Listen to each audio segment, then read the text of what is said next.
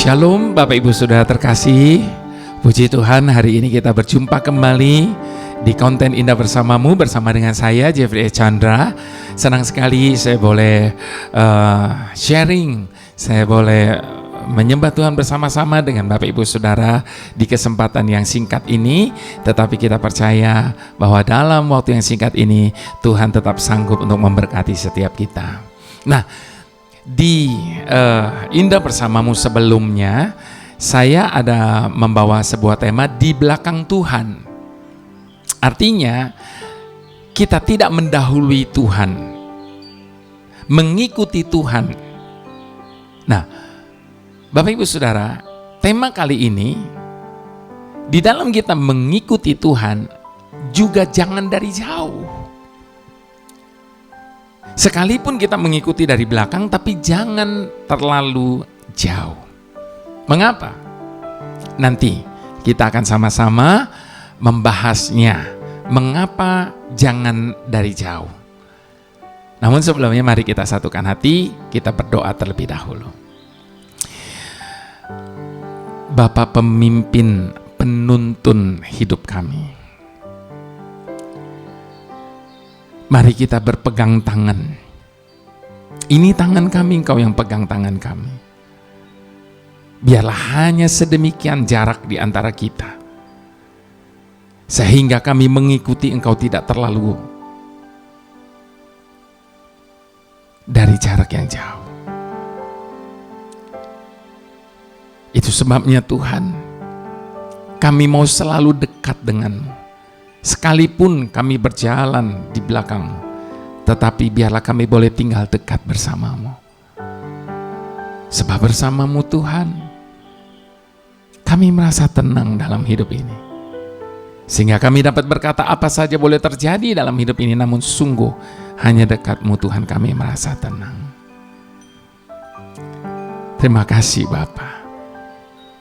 Karena ketika Engkau memegang tangan kami, Engkau tidak pernah membiarkan kami melangkah sendiri. Terpujilah namamu Bapa. Haleluya. Haleluya. Mari kita buka firman Tuhan Bapak Ibu Saudara dari Markus 14. Markus 14 ayat ke-66 sampai 72. Judul dari perikop ini, Petrus menyangkal Yesus. Pada waktu itu Petrus masih ada di bawah, di halaman. Lalu datanglah seorang hamba perempuan imam besar. Dan ketika perempuan itu melihat Petrus sedang berdiam, ia menatap mukanya dan berkata, "Engkau juga selalu bersama-sama dengan Yesus orang Nazaret itu." Tetapi ia menyangkalnya dan berkata, "Aku tidak tahu dan tidak mengerti apa yang engkau maksud." Lalu ia pergi ke serambi muka dan berkokoklah ayam. Ketika hamba perempuan itu melihat Petrus lagi, berkatalah ia pula kepada orang-orang yang ada di situ, "Orang ini adalah salah satu dari mereka." Tetapi Petrus menyangkalnya pula.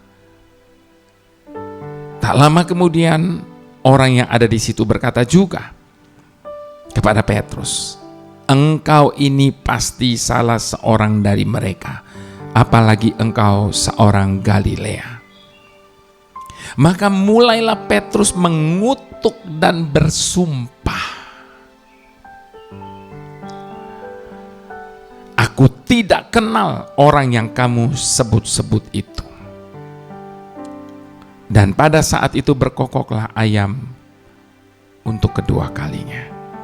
Maka teringatlah Petrus bahwa Yesus telah berkata kepadanya, "Sebelum ayam berkokok 2 kali,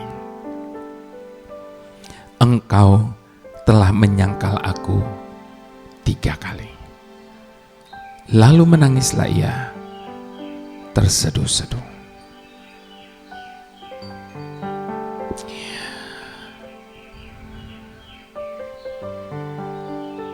Kalau kita baca lebih awal, Markus 14 ayat yang ke-54. Saya mau mengajak kita maju sedikit ke ayat 54. Dan Petrus mengikuti dia dari jauh, sampai ke dalam halaman imam besar, dan di sana ia duduk di antara pengawal-pengawal sambil berdiam dekat api. Kalau dipikir-pikir Bapak Ibu Saudara, ngapain juga dia kumpul sama pengawal dan berdiam dekat api? Padahal saat itu saat yang betul-betul kritis dan dramatis. Sebagai pengikut Tuhan Yesus, saat itu adalah saat-saat yang menentukan. Namun apa yang dilakukan oleh Petrus? Dia mengikuti dari jauh dan berkumpul dalam kumpulan pengawal. Nah, Bapak Ibu Saudara, saya percaya semua kita pernah melakukan perjalanan bersama rombongan dengan cara beriring-iringan kendaraan. Dan biasanya ada dua hal yang membuat kita melakukan perjalanan seperti itu. Yang pertama, kita masih asing dengan daerah yang akan kita tuju. Itu sebabnya kita memilih untuk mengikuti dari belakang. Sebab kita tidak tahu rute mana yang harus ditempuh. Dan dalam kondisi seperti itu, fokus kita tentunya hanya pada kendaraan yang ada di depan kita. Dan tentunya kita tidak mau jauh dari kendaraan itu. Kalau bisa kita pepet terus di belakangnya, dekat. Bahkan kita akan meminta bantuan kepada para penumpang lain yang ada bersama dengan kita untuk memperhatikan setiap gerakan dari kendaraan yang kita ikuti. Dan kita tidak akan pernah mau kehilangan jejaknya barang sebentar. Bahkan mungkin kita akan mencoba untuk menghafal nomor kendaraan mobil di depan kita itu. Kalau kita kehilangannya. Yang kedua,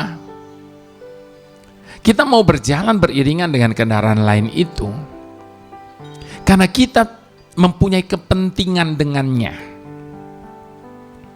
Entah nanti setelah sampai di tujuan atau selama perjalanan. Dan dalam kondisi seperti itu, kita mungkin tidak terlalu khawatir kalaupun harus terpisah sejenak.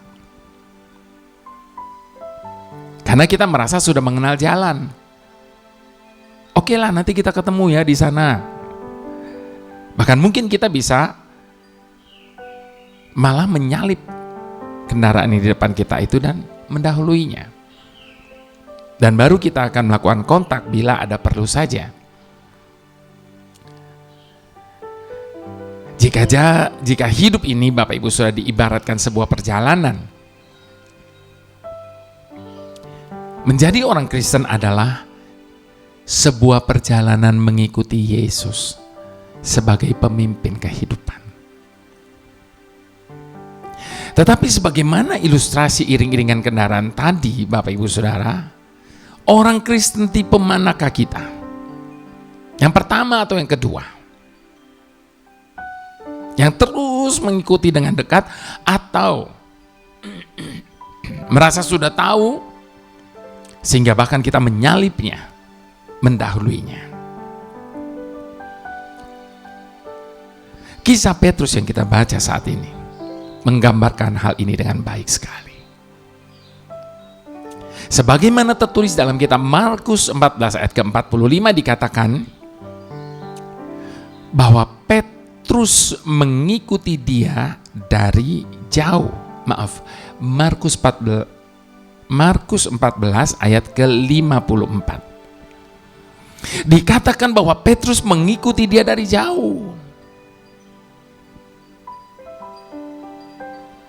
Kalau kita flashback kembali sebentar, ketika para murid tercerai-berai di Taman Getsemani, ketika terjadi penangkapan Yesus, hanya dua dari antara mereka, yaitu Petrus dan Yohanes, yang tetap mengikuti dia hingga ke pengadilan, sementara 10 lainnya sudah tidak tahu di mana. Hanya Petrus dan Yohanes yang mengikuti dia hingga ke pengadilan. Tetapi justru saat itulah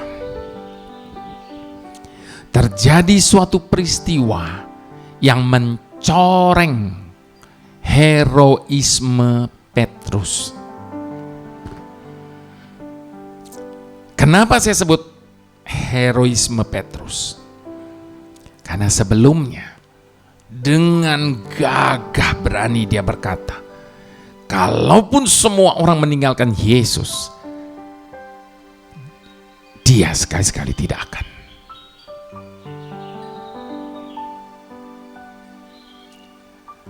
Lalu apa yang menjadi penyebab peristiwa yang mencoreng heroisme Petrus itu? Karena Petrus tanpa sadar telah menciptakan jarak antara dia dengan Yesus dengan mengikutinya dari jauh.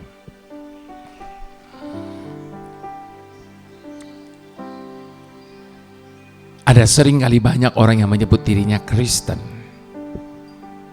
Apa arti kata Kristen? Pengikut Kristus. Bisa menjadi seperti Petrus. Kita memang mengikuti dia. Tetapi sebenarnya kita menciptakan keberjarakan antara kita dengan Kristus. Demi kepentingan dengan manusia, kita bahkan seringkali tanpa ragu-ragu untuk agak mundur, berjarak, supaya tidak terlalu dikaitkan dengan Kristus. Kita tidak mau tampak terlalu rohani atau kudus. Dengan kesadaran penuh, kita biarkan terjadinya keberjarakan itu. Karena kita pikir, nanti jika kita memang perlu, toh kita bisa kembali mengejar Kristus.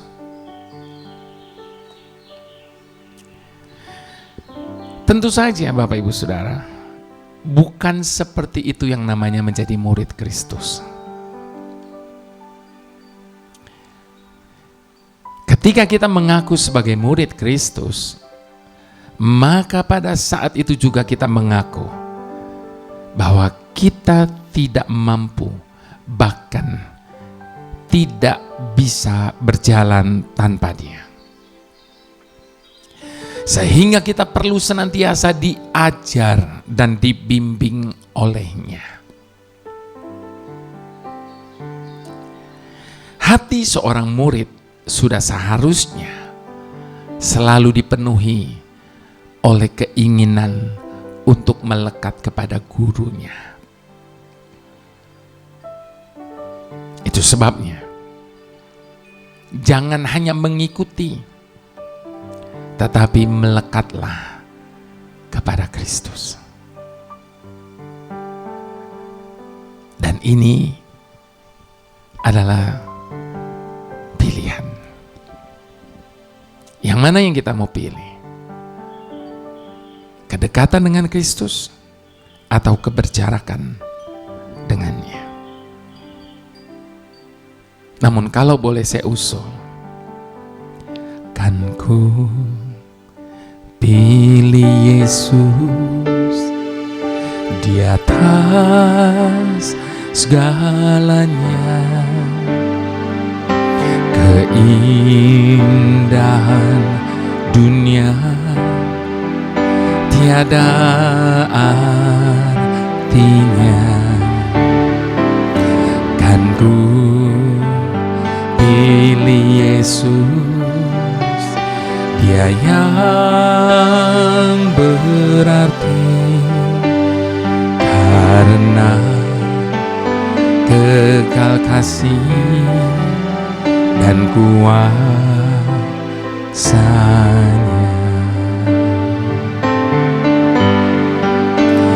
Takkan ku lepas pegang tangannya, melangkah bersama Dia.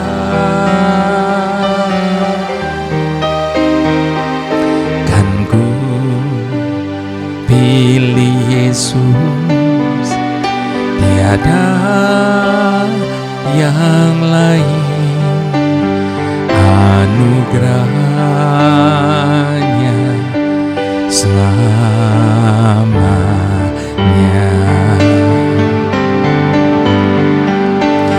Takkan ku lepas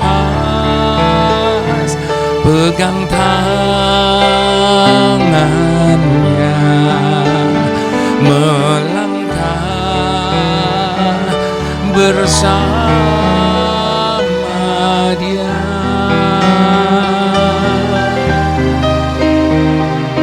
Kan ku pilih Yesus, tiada yang lain, anugerahnya selamanya.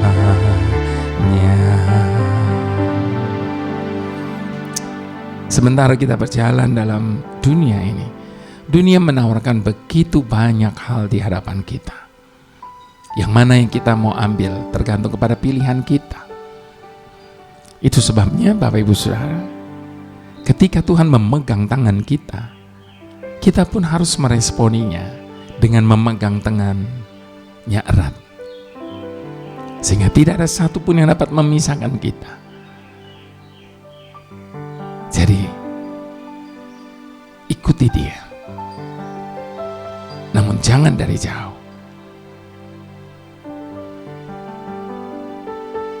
Dari dekat, bahkan semakin mendekat.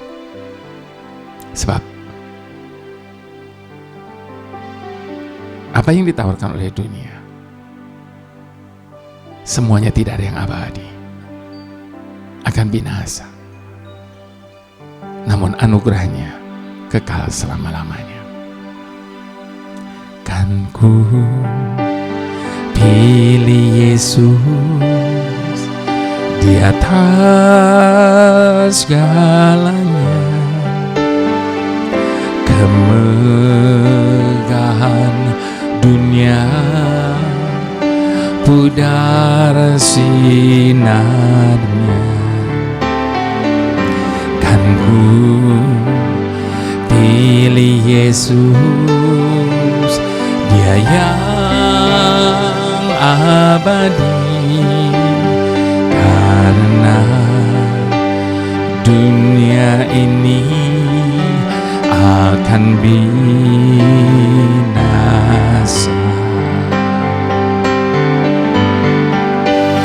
Takkan ku lepas pegang tangannya, melangkah bersama Dia. Kan ku pilih Yesus, tiada yang lain, anugerahnya selamanya.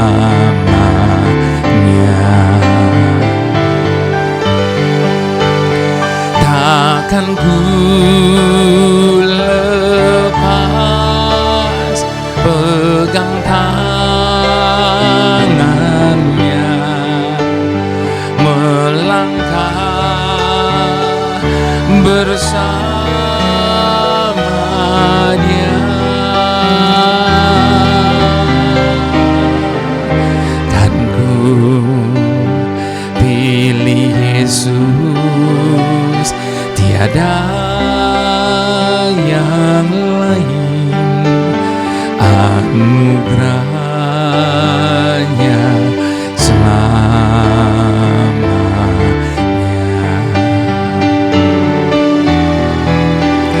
anugerahnya selamanya,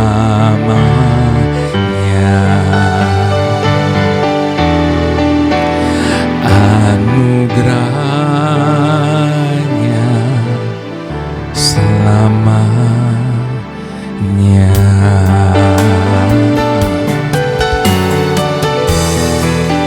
sampai selamanya, takkan pernah berhenti.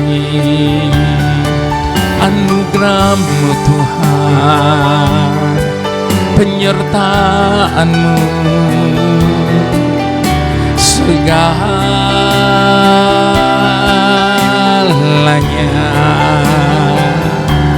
tak tergantikan.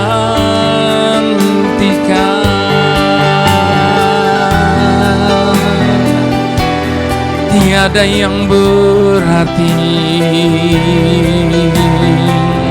selain daripada-Mu.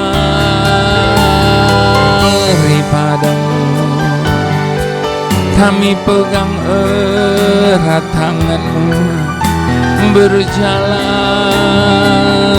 bersama-Mu.